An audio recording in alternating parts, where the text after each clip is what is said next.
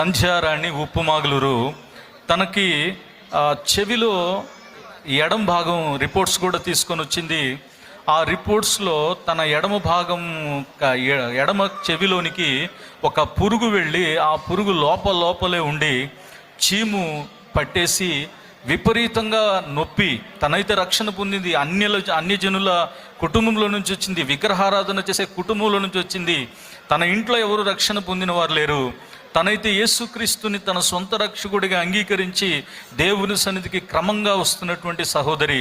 అయితే ఈ బాధ వలన సన్నిధికి కూడా వస్తుంది, కానీ నొప్పి అయితే తగ్గట్లా. ఇలా నెల గడిచిపోయింది, 2 నెలలు గడిచింది, కానీ తగ్గట్లా. డాక్టర్స్ చెప్పారు, నీకు చెవిలో ఫంగస్ వచ్చిందమ్మా. అది కన్నీరు కార్చడం.